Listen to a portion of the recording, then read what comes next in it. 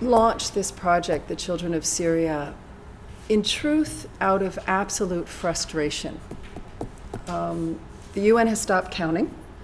Sort of everybody has stopped counting. I mean, Human Rights Watch is still counting and Amnesty is still counting, but we sort of have agreed that we're somewhere between 100,000 and 150,000 dead, and it'll be a long time before we get the number. Before Syria sort of went, I was sitting with Sharif Bassioni, who a lot of you know, and he said, if it goes, it's 100,000 minimum.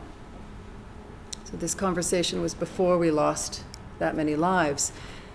And I thought how incredibly depressing that he was so confident in that projection. Being right can be really bad. And so we put this exhibition together simply to honor these children, to try to learn about them, to try to learn what is being done for them, what they need, how their families can be supported. We are not interested in their personal politics. We're interested in their lives and the quality of their lives, and how viewers like ourselves, like you, can get involved and engaged and find our own voices to help the children of Syria and all of those around them. So I just share that in terms of our intention. Our other intention is to offer a platform for guests like we have tonight to talk about the work that they're doing that directly engages, to talk about what UNHCR and all of the other humanitarian organizations that they work with and around the world are doing, and learn about that, and to talk to folks like Ian Hurd, who has spent a lot of time thinking about ways to end the conflict, what goes into making this conflict, and how our international institutions can be useful when they're not being useful, and so forth. So that is the spirit in which we've done this work, and we're presenting it tonight. I thought that we might open with Shelly, if you could tell us a little bit about who the refugees are outside of Syria, and who the displaced persons are within Syria, and what the situation that children and their families are facing are right now. If you could just share a little bit about that, that'd be great. I'll do my best. Thank you very much. It's really a pleasure for me to be here. I came in from Washington this afternoon. I thought it would be a good opportunity to meet interested activists in Chicago, and also obviously to work together with Art Projects, which has been collaborating with UNHCR on events, not least of all our World Refugee Day event, which is on the 20th of June of every year, regrettably. I've got 5 or 7 minutes, so this is a topic that obviously can take up a hell of a lot more time. And what I'll try to do is just give you perhaps a couple of takeaways, things maybe that will shock you to remember when you go home, and to learn more. Because there's just so much happening, so many dimensions to this problem. And I'll start off by first of all acknowledging the shocking quality of these photographs. I mean, it's really remarkable to me, having just walked around myself, to see the sadness and the fear. On the other hand, the hope and the struggle of the children and their parents, don't forget, who are living this experience every day as refugees and as internally displaced persons, IDPs, in Syria.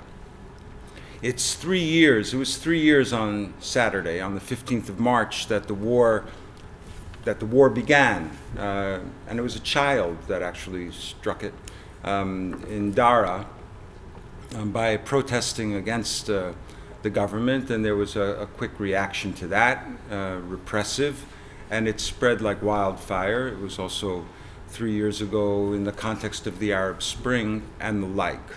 And so 3 years ago, in March 2010, there were no Syrian refugees. Now, the last number, because we may not be counting the dead, but we are certainly counting the living refugees, there are 2,541,627, and every day the numbers are increasing. 600 to 700 a day are moving into Jordan. 12,000 a week are being registered in Lebanon. And there are, increased numbers going into Turkey as well. Egypt is more restrictive in its approach in terms of access. Iraq has let refugees into the northern part of Iraq, the Kurdistan part. There were 40,000. There were quite remarkable photographs of a mass of refugees that we hadn't seen since the Rwandan influxes of just an endless view of refugees crossing into the north to Kurdistan several months ago. That flow has largely stopped now, also because of restrictions on access. And the numbers of refugees in Europe has also increased to a very large extent, principally in Sweden and Germany. We're talking perhaps only 4% of the total number of Syrian refugees, but it's becoming a very big deal, and it's also because of closed borders like Bulgaria's, forcing refugees who are in Turkey to go to other locations by boat, to get trafficked. Several dozens have lost their lives already in order to access Europe. In the United States, there's been an increase in the number of Syrian asylum seekers. It's only at the level of 1,500 or so, but a number of Syrians have also benefited from temporary protected status. So this is really becoming a global phenomenon, but the focus of our attention most certainly are in the immediate host countries, in Jordan, Lebanon, Turkey, Iraq, and Egypt to a lesser extent. And these are countries that are fragile in their own rights. They're politically very challenged. They're financially not industrialized countries. And you've got major influxes of population. Imagine Canada coming to the United States as refugees. Imagine the state of Maryland, which is pretty much the size of Lebanon, receiving 1 million people as refugees with literally nothing but the clothes on their back. This is a remarkable testimony to hospitality and generosity and tolerance on the part of these host countries that have already had a tradition of hospitality. Jordan received Iraqi refugees, so did Turkey, although with a twist. But there's a history of refugee tolerance and reception in these countries that's now really being tested and requires an international response. So if I were to say a couple of more things about where our focus of attention is, and I'll try to give a children's twist to this, but I think it's important before I go ahead to remind everybody that of the 5.5 million, there are 9 million people affected now who've been forcibly displaced. About 5.5 million I'm losing track of the numbers, about 6.5 million within Syria and 2.5 million outside of Syria as refugees. Of the 9 million persons, 5.5 million are children under the age of 18. Of the 5.5 million children, 1.3 million are refugees. And they have very little prospect of going home anytime soon. So in terms of security, the principal objectives of our work as the United Nations Refugee Agency is to ensure access to safety, to keep the borders open, to encourage states to provide generous visa policies, to encourage now, especially in the context of movements across the Mediterranean, to encourage generous rescue at sea operations so that the Syrian, among other refugees, are able to access territory and to access procedures to guarantee their right to seek asylum. And this is important also in the United States, where in fact, parenthetically, the Obama administration has recently introduced a new regulation that will facilitate the access to asylum of Syrian refugees, among others. It's a revision of a regulation that creates a waiver for terrorist-related inadmissibility grounds, commonly called TRIG, not to remind us of high school calculus. But this is a provision that would allow for many Syrians who were under duress or otherwise forced to provide some support either to the Syrian army or to the Free Syrian Army or to any other of the combatant forces, some kind of material aid, which would have otherwise precluded access to asylum.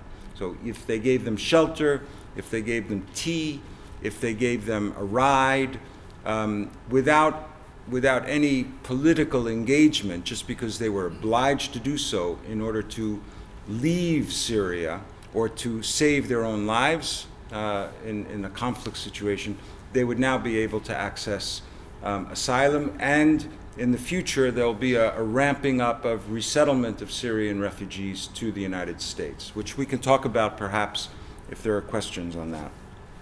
In terms of support, the focus of our attention is very much geared towards children. And when I say we, I mean UNHCR in partnership with 80 or more national and international non-governmental organizations and other UN agencies. This is a really remarkable international effort. It is unprecedented. The numbers are unprecedented in terms of the resource requirements. We're talking about billions of dollars. I'm trying to recall what the last number was. We put out an appeal for $1.6 billion for this year in real requirements. We're only funded at 23%, but we're hoping to get more. I should say that the United States, the American people, have been remarkably generous through the State Department to UNHCR. We got an unprecedented contribution last year, which we hope will be renewed this year, although the President's proposal for the budget for 2014-15 is low, but we expect that the Senate and the House of Representatives will increase it. Anyway, so the support that we're trying to provide, especially to children, focuses on a wide range of issues, and they're captured, and here I would refer you to either UNICEF or Save the Children or UNHCR's websites to learn more about what we've called as a campaign the No Lost Generation. The Children of Syria, our heads of agencies, Tony Lake and Antonio Guterres and David Miliband and others, have all made an appeal that if the international community does not engage now seriously and effectively to support the children, and they need psychosocial care as victims of sexual violence, victims of trafficking, they need access to education. More than half of the refugee children under 18 are not going to school. They need access to safe places to play. They need access to basic materials, educational and otherwise. If they don't get that, they will grow up unable to reconcile, not with their present, but also with their future. And in that sense, looking for an eventual process of peaceful reconciliation in Syria will become that much more difficult. So it's really an investment in peace. It's not just life-saving, although that's not inconsequential, of course. And it's not just about education. It's not just about health to prevent polio. It's all about caring so that these children grow up having been cared for and caring in return. The other dimension besides security and support is solutions. And now, obviously, for refugees, the best solution is to go home. For just a couple more minutes, for internally displaced, the best solution is to go home. That's out of the question now, and we regret very sincerely that it doesn't seem like it's going to be a solution for years to come. And so we have to reinforce the capacity of Jordan and Lebanon and Turkey, Iraq, to a lesser extent Egypt, to be able to maintain the quality of asylum and support that they're providing already. These are countries that could otherwise teeter on instability and civil war themselves. Lebanon had 20 years of its own. Jordan requires enormous amounts of bilateral financial aid, world and multilateral financial aid, and it's getting it from the Arab states, it's getting it from the United States. Lebanon is less, needs it more, but it's getting it less because of the nature of the politics within Lebanon. So there have to be other ways to give support to Lebanon in order that it's able to take care of the refugees. You have to remember, another takeaway, that the vast majority of the refugees, the 2.5 million or more refugees, are not living in camps. They're living outside of camps. In Jordan, 20% of the 500,000 refugees are in camps. We've seen a lot of pictures, there are some here, of Zatri and other camps where, because members of Congress, journalists have been able to access those facilities, and we've invested a lot. But 80% of the people are living in cities. UNHCR just issued a report following up on 93,000 interviews, which you can find on our website, unhcr.org, about the quality of life of refugees living in Mafraq, in Amman, in any number of other cities where they're struggling to make ends meet. In Lebanon, there are no camps. All of the refugees, and now we're just about to hit the 1 million mark, are living in 1,400 separate locations, not counting Beirut. They're living in shelters, they're living off the side of hills, they're living in unfinished apartment buildings and the like, where we have been trying, and they're renting, where we've been trying to support them with shelter support, among other things. And they're going, in both locations, to the same schools as Jordanian kids, as Lebanese kids. And those two countries have only just recently managed, through considerable national and also multilateral efforts, to do away with their double shift school system. There are as many children going to school in Lebanon from Syria as there are Lebanese students going to primary school. It's doubled. And so now, once again, they're back into the double shift. In Turkey, 20% of the refugees are in camps. There are 600,000, of whom 400,000 are now living in the cities, and they weren't registered. The government's only now accepted that UNHCR can register. And we register with biometrics. We're not giving out food packages. We're giving out e-vouchers, so the refugees can go with a quasi-ATM card. They have freedom to choose what it is they want to buy with the money that we're able to give them, and it's not a lot. So there's a kind of responsibilization, if you will, of the refugees, so that they're not there simply as beneficiaries in the old scheme. Otherwise, we couldn't in any way manage the volume of work. The last solution that I want to mention, besides asylum as sort of a tentative one, pending their return, is resettlement. And in the United States is the largest and the most generous resettlement country around the world. There may be some resettled refugees here today. Chicago's a big place for resettlement. There have been about 30 Syrian refugees resettled to the United States only. But and that's partly because of this trig restriction, which is an unwelcome heritage of 9/11. But now we're expecting that there will be an announcement of a major shift. UNHCR is gearing up, and we're looking to resettle 30,000 this year and 100,000 over a couple of years of Syrian refugees. Not that that'll make a big dent in the 2.5 million, and maybe it'll become 3 million. We in fact planned for 4 million refugees because, like I said, the flow is continuing. But we're hoping that this will encourage more sharing of the burden. It will also help address the needs of the most vulnerable, and it will engage multilateral commitment to find solutions for this dramatic and unprecedented problem. worse now since Rwanda, and the numbers are literally unprecedented. I'd like to invite in, you thought a lot about what solutions might be, not simply solutions at the humanitarian side, but on the political side. And if you could discuss some of the options that have been on the table for ending this violence, that would be great.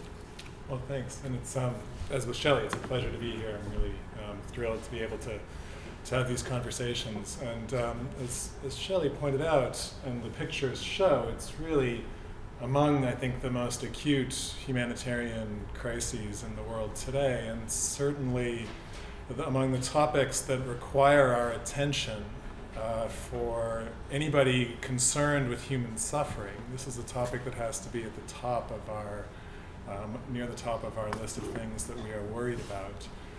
And so events like this, I think, are terrific for maintaining public attention to the issue and presenting it in a way that puts humanity first, that puts first the fact that at the bottom of the statistics and of the political machinations, this is a crisis of epic proportions in human suffering. And that can be scaled in the millions, and it can be scaled in the singular, and it demands our attention. So I think this is a very important thing to be doing. So I'm very happy to be here. I'm very disturbed, though, to be set up as the solutions person as opposed to the problem guy. I'm quite uncomfortable with that at the best of times. And on this topic, right, there's obviously no solutions, which in fact points to a larger challenge in thinking about situations such as this, by which I mean large-scale problems of human suffering that involve domestic, local, and global politics, which is that by the time we get to have events like this, it's because the problem is intractable. By the time things get to the doorstep of the UN, it's because nobody else has been interested in figuring it out, or at least nobody else has been willing to solve it. Right? So these are the problems that attract so much attention because they are so difficult to solve. So I don't have a solution, but I'll offer a few thoughts on how we might think through the issue, and hopefully then that might lead to some more insight that might lead to something useful in the future. Insight, a couple of thoughts on the government side, on the opposition side, and then on the international side as well. So I guess from that depressing introduction then to the on complexity, there is something that's really quite simple in this whole problem, which is to recognize that the obstacle to alleviating much of the human suffering is the Assad government itself. Right? The suffering is largely the fault or the responsibility of choices made by Assad and the Syrian government. If the government changes, the situation doesn't become perfect, but much of the human suffering can be stopped. The growth in refugees would be stopped. Maybe even some people can go home, although that's a difficult issue for sure. But it's quite clear that the bulk of the human suffering that animates our discussions is caused by the fact that the Syrian government insists on remaining in power long after it is clear that the vast majority of the population wants it to leave. And we have to start from that acknowledgement, I think, that this government is willing to use such tactics as it has been engaged in now through this civil war in order to remain in power long after the population wants it to leave. And that's a choice that's being made by these individuals who constitute. That is the fundamental source of humanitarian disaster. That is why diplomacy has not worked. That's why the Geneva talks over the course of the last several months didn't produce much of anything. Because the Syrian government is not interested in taking steps that would see it lose power. And that is the sort of basic framework for just about all other actors. That's the sine qua non for basically all other actors. Even if many of them would be willing to concede in some sort of long, drawn-out transition period that sees the government leave at the end, the Syrian government doesn't see any reason to agree to that. And so the humanitarian disaster is really a choice. And while I think it's true that the problems that get to the UN's door or to the international community's door are those that are hard to solve, we need to be honest about recognizing why this one is hard to solve. It's because these individuals don't want to leave power, right? So on the government side, I think that we need to recognize that that's the fundamental structuring fact that creates the situation that the photos document and that we've just heard so much about on the refugee side, and beyond that, the broader loss of life and human dignity and human heritage that's come out of this conflict. Now on the opposition side, the American discussion of the politics of the dispute have been very much caught up in the question of what's the character of the opposition. And I think this is an unfortunate way to see the conflict. It in many ways is the way to see the conflict that the Assad government would like you to adopt. That's a framing of the conflict that's promoted by the Syrian government. This language about extremists in the opposition or jihadis in the opposition, the discussion about who takes over when the Assad government leaves. All of that, I think, is kind of a misunderstanding of the basic nature of the civil war that we've got in Syria, which is to say that in this civil war, the extremists depend on each other. The extremists in the government depend on the jihadi extremists in the opposition in order to justify their continued existence. And the jihadis are feeding off the extremism of the government in order to find themselves a place in the conflict as well. But we don't have to take the side of one extreme or the other. We can take the side of the vast majority of the people who are suffering in between, who are neither government nor jihadi, but rather are essentially pro-democracy protesters or people who just want to be left alone to live their local lives. And the American political framing, the framing that seems to dominate in Washington these days, pays a lot of attention to fears about the nature of the opposition. I think that that is to miss the point. This isn't a sectarian conflict about Al-Qaeda.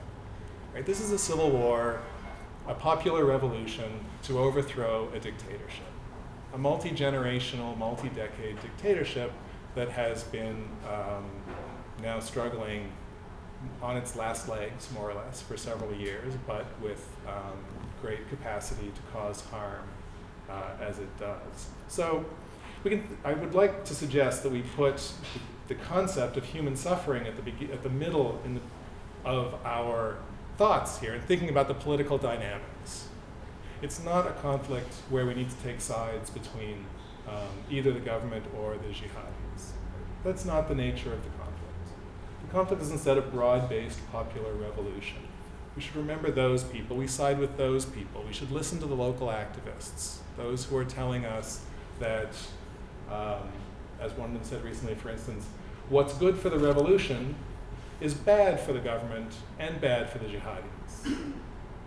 So moving beyond the Assad government is also the way to move beyond the sort of jihadi element in the opposition. Getting rid of the dictatorship helps get rid of that element as well and allows the rest of society to take its place where it deserves more naturally. Which brings me to the third set of thoughts on the outside. So we talked a little about government, talked a little bit about opposition. But on the outside, so this is a broad list of topics that involves diplomacy and politics and military and intervention and all these things. I'm happy to talk about as much as that as I can, and I'm happy to learn from all of you. My thought here is that we should not get too hung up on the concept of intervention here. Or at least we should not think that the choice is between intervention and not intervention, because the conflict is already thoroughly intervened in. The US is a party in the conflict, as are all the regional players, as is Russia, right, as we know. So we don't face here a choice between whether to intervene in the Syrian conflict or not. The question has to be, and can only be, in what way are we going to intervene? And standing on the sidelines is a form of action as well and has implications, and we should think about what that is doing in the conflict if the U.S. chooses to stand on the outside. So the conflict is already a thoroughly internationalized conflict, where the U.S., among many other players, is already intervening. If we want to think about it, a kind of diplomatic solution, as was sort of tried in Geneva, and is sort of the mission of Lakhdar Brahimi and his operation through the UN. And the key players involve, besides the Syrian government, of course, the US and Iran and Russia and Saudi and Qatar, probably, right, representing the Gulf states. There are important stakes to be played by all the other regional players. Jordan, Lebanon are involved, obviously Turkey's involved, many are involved desperately on the refugee side. The international diplomacy among those sort of core players is obviously tangled in everything else that those core players care about. Iran, Russia, and the US. There are many points of agreement and disagreement among those. I'm generally of the thought that, in fact, there's a tremendous opportunity in this diplomacy for the U.S. and Iran to work out a more normal relationship between the two of them. There are many things that the U.S. and Iran share in common as common interests in the conflict, and I think this is, rather than a problem, this is a great moment for reworking American-Iranian relations. And there's some signs that some of that is going on. An interesting topic that we might want to talk about further tonight is the relationship between this conflict and US-Russian relations and other things going on in US-Russian relations, other interests that Russia has, obviously, in the Ukraine and elsewhere. So, have I got to the solution part yet? Somewhere in my notes is the answer of how to solve this, I guess. But on the, I guess I'll just say that I didn't have enough time to work out the solution. You and the Security There are some thoughts. Council. I look forward to talking. Hasn't seemed to have enough time. Thank you very much for starting us off. This is such an important topic with so many points of view. I've been reading lots of them in this very good collection, The Syria Dilemma. I'd love to open the conversation to the audience. For important insights into the issue. The question is, with regard to solving this humanitarian crisis, which is on some level is very reminiscent of the Holocaust and the impetus displayed by the world towards the Holocaust as it was happening. The question is, solving this problem is based on political solution. So, political solution has to come from the powers that can impose their will on the region. That is the United States. Why is it that Israel and Israel's interests are deliberately being omitted from any sort of analysis anywhere in the media or even the State Department reports? Israel has a very big stake in what's going on, and the fact that the Golan Heights, or the borders between Syria and Israel, the Golan Heights, have been so quiet and peaceful for the last 40 years until yesterday, perhaps, 2 years ago, is a very telling sign. Where does Israel stand in this? Is there a responsibility, a moral responsibility of political powers that are interested in their own welfare, and as a result, is that a clear question? Yeah. Ian, you want to take a stab at that? Well, I guess I'm puzzled by the idea that you think that Israel is sort of left out of this. I don't get that sense at all. I do think, though, that the Israeli government itself has, as far as I can tell, been sort of strategically quiet, conscious, I think, that the things that it might say might carry a great capacity to make things worse rather than better, and so I think that it has sort of allowed others to speak for it. So I don't know, I guess I hadn't got the sense that in the international diplomacy that Israel was sort of in any sort of unusual position. It looks to me like they have regional interests just like the other regional states do, interests which are complicated and domestically conflicted and shouldn't be caricatured, in much the same way that, as was suggested, the government of Lebanon has a very complicated relationship to Syria, and so I think all these governments are acting quite carefully. Any comments on that? No. Other questions?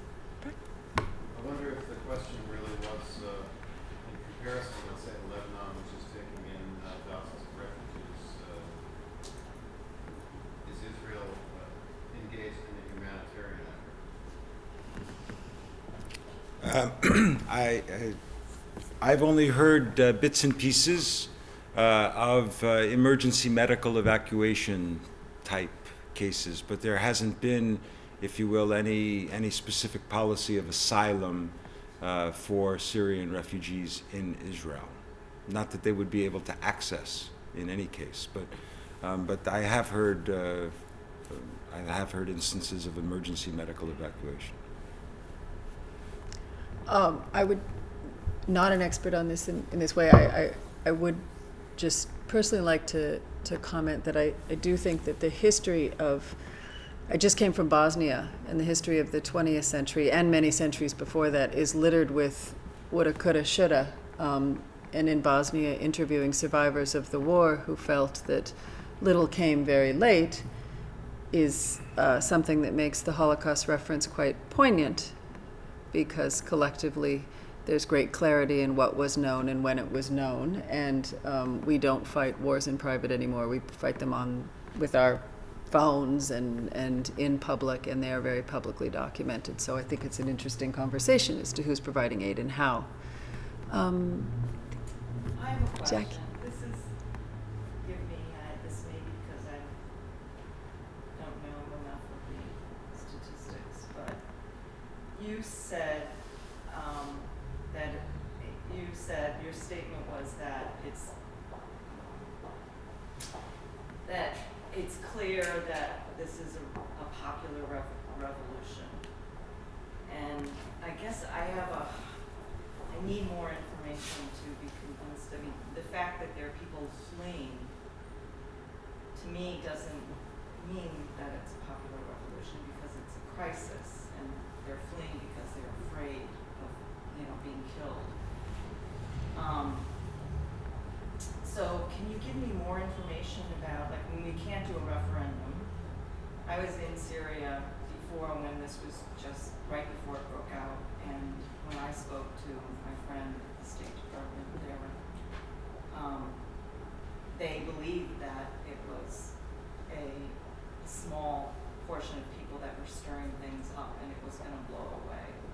And I guess I'm having a hard time, and I know that there's like a certain percentage of the population that was, it's an oppressed society, that was really obvious, but there was also a percentage of the population that was kind of liking the laissez-faire, the way things were, maybe. But can you just tell me more about why you think it's a popular revolution? Well, sure. I mean, without getting into too much of the history of this, so it's, as you say, it's been an oppressive dictatorial regime for a long time under the father and now under the son.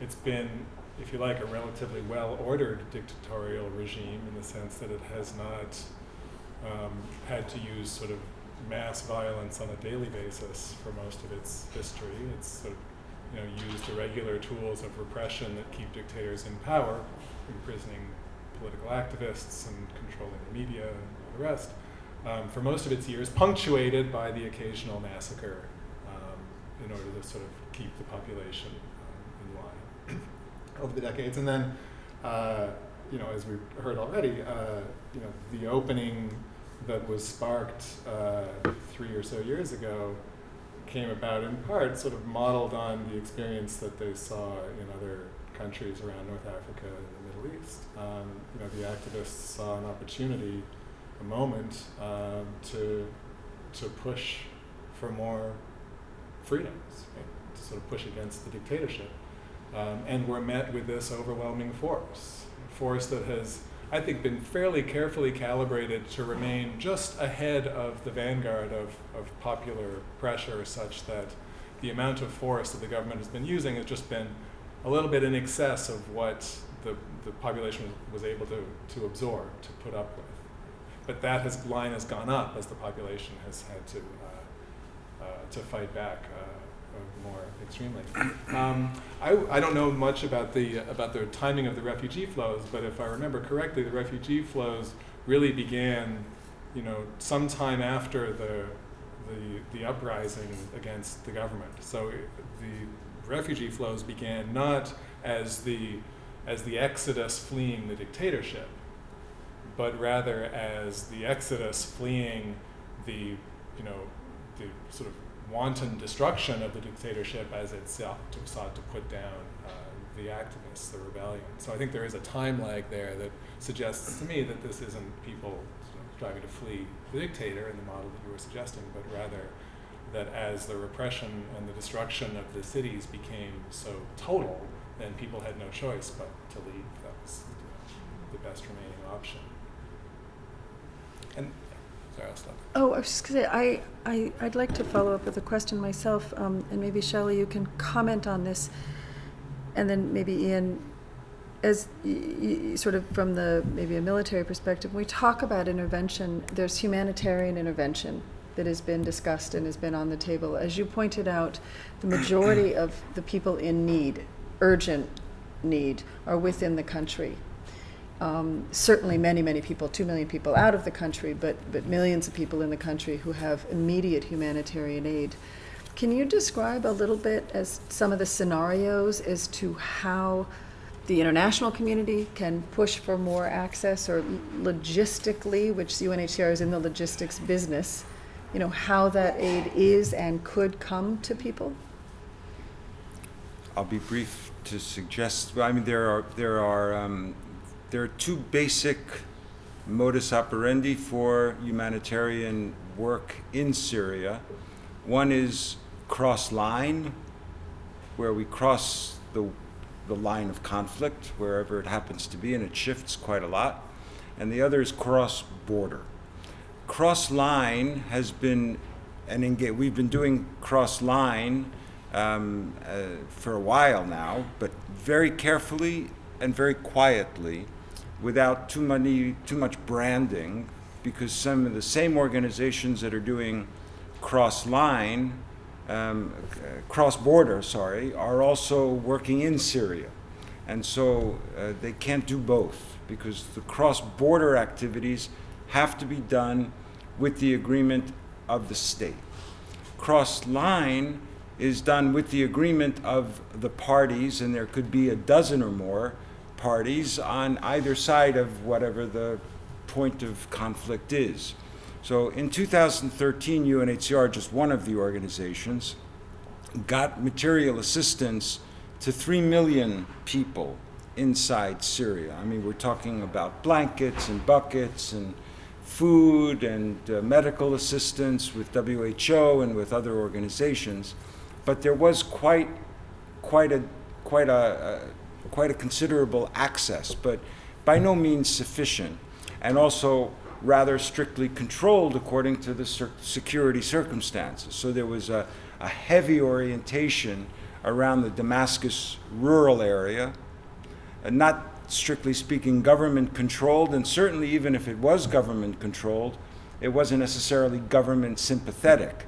These were people in need, remember. So we didn't ask, who are you for? We asked, what do you need? But also in homes in Aleppo and essentially throughout the country. There's also been regular cross-border activity, but always with the agreement of government. So coming in from Latakia, that port, or coming in. That was the point of access, because Jordan, it wasn't coming in through Jordan. The most recent development is a couple of weeks ago or so, now it's almost a month in fact, a Security Council resolution that, with some negotiated provisions that take the teeth out of it, endorse, that ask the UN to engage with the Syrian authorities for cross-border activities. But the Syrians have to agree. So far, they've only agreed, just in the last couple of days, to one border crossing point through Turkey. But that's obviously insufficient. So there's been a lot of activity in Syria, dealing not just with material care, but also psychosocial care, working with children in particular, since that remains the focus of our attention, but by no means on the order of magnitude required. Gentlemen, right there. A little curious about the whole issue of not being able to do cross-border operations without Syrian government permission. There was precedent with Operation Lifeline Sudan in the late 80s and no-fly zone in northern Iraq and many other situations where there has been space created for humanitarian operations in a non-permissive environment. And I'm just wondering, I mean, I suppose it depends on which government. Turkey might have an interest perhaps in allowing some of this to occur, perhaps through local social networks and with Syrian people conducting part of this rather than international organizations. I'm a little curious about whether the Kurdistan regional government in Iraq or perhaps the Iraqi government itself has decided to allow anything across commercially in that area up there, or whether the Lebanese government has decided to allow any cross-border operations to occur with non-government organizations, perhaps international NGOs or even LNGOs that don't have the Syrian government permission. It seems like you're really blocked. It seems like the Syrian government is now going to be, it's really kind of interested in sieges. It's got kind of its strategy for the war is to hold sieges on certain pieces of territory. And it doesn't seem to me very promising to get them to agree to much cross-border operations. There's been a lot of cross-border activity of NGOs from Turkey, not the UN. The UN has been working through Latakia, but like I said, not just, even though we're working with the Syrian Red Crescent, not just in areas that are under government control. To my knowledge, but then again, it's not complete, there's nothing happening in terms of humanitarian anything substantial at least, any humanitarian cross-border activity out of Lebanon or Kurdistan. Or for that matter, certainly not Jordan, that I know for sure. So the volume required would have to come in through, mega convoys and thousands of tons of this and that and the other thing, and that will only happen with the government's agreement. We can tempt the government and say, there's a humanitarian imperative, but if there's a security problem that arises or that's mounted, then it's over. So we need to have those security guarantees. The Operation Lifeline Sudan wasn't at that, I'm not making you brought it up, but I mean, under those circumstances, the government of Khartoum was far away, and to the extent that there were risks, there were risks for Operation Lifeline Sudan. Well, there was a lot of blowing up of convoys going into Kurdistan in the late 90s and a lot of difficulty the UN had with that. But it was kind of an interesting dance because the government would say, it's not our guys putting grenades into the fuel tanks, it's not us. But at the same time, that was happening. And so there was, I guess in the early 90s, there was enough leverage available on the Iraqi government to get them to accede to relief operations. And I just don't see that leverage there with the Syrian government right now. It seems like the leverage, if at all, is weakening. So. Absolutely. Just one last quick follow-up on this. According to the Security Council resolution, the initial resolution said that the government should allow, and if it doesn't allow, there would be consequences. The Russians negotiated the teeth out of that resolution. So what the government is now supposed to do is to agree to allow certain access points. Like I said, they've agreed to one. There are others that the Emergency Refugee Coordinator in New York and other heads of organizations have proposed. Syria hasn't come back with any agreements yet. The next step in this process is for the Secretary General to issue a report, and we're talking within the next week or so, to the Security Council. Now, this is where Ian's points about Ukraine and Russia and how that might impact on decision-making at the Security Council, because it was already rather impotent and and weak in its approach to dealing with the Syrian crisis, obviously. And so now, against the backdrop of the Ukraine, we don't know whether the Security Council is in a position to actually oblige, under a firm decision, to oblige Syria to allow us to safely move and do what we need to do. I actually want to follow up with that. Ian, if I had to guess, I would say Crimea is more important to Syria than Russia, but does it play out that way if we're trading? More important to Russia than Syria. Yeah, sorry. Yeah, exactly. I think that's probably true. I think that Russia is invested in Syria as an ally and as the territory for a port. I don't think it's necessarily that invested in Assad as an individual, and so that opens some possibility. But just to make explicit a thing that has been sort of running in the background of your conversation, as long as the Security Council is not taking forceful action, the Charter of the UN doesn't allow the United Nations to do anything inside a state without the permission of the government. So that's the situation currently in Syria, that no UN agency can do anything in Syria without the permission of the government at the moment. That could only change if the UN Security Council had a resolution that included that as a demand. So that's why Russia becomes important. Which then brings us to wonder about all the things that might happen either without the Security Council's approval or in direct contravention of the Charter. And this would include interventions being funded by regional governments, by Qatar perhaps, or activities in Syria that are being organized by these other states without the permission of the Syrian government. Or this sort of nebulous concept of humanitarian intervention, sort of the application of international military force against a state, or at least within a state, without the permission of the United Nations. That's been discussed a lot in the context of Syria as potentially being a useful thing to do, but it clearly treads in novel legal and perhaps political terrain, and so has its own complications. I think we have time for one more question. I'm going to ask somebody who hasn't had one before, but follow up. They'll both be here. They'll both be here after. I thought I'd get 2 questions before. Gentlemen in the back. Yeah, it's like, Ian, you're saying that, sort of these people in the middle, not the jihadis and not the government, that are really in this revolution, and that makes sense to me. But it doesn't seem like, and that seems like what we've been hearing from our own government as well. That's who they want to support, and they want to do military. They've already committed themselves to military funding, which I don't know if that's in violation of the UN, as it would be for Qatar. But it just seems like it hasn't shown itself to be a viable exit, a way to end this conflict. And I guess that also comes back to the fact that all the ethnic and religious divisions within the country. We hear about the Alawite minority that is with the president, and we know about repression against Alawites in other parts of the Middle East. So maybe their sense is they have to be tenacious and hold on. Is it just the president, or does it go deeper than that?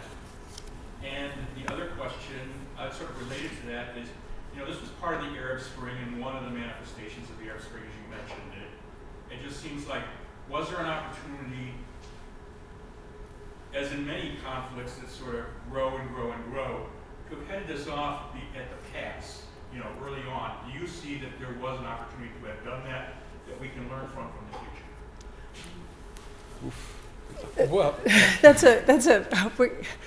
why don't we break this up into, was there a moment that we missed and a kind of summation of yeah, I'm not sure potential. about that. I mean, if there's a moment, I think that, it's a very particular local conflict, but it's also perhaps an expression of a general category of leaders who don't want to leave.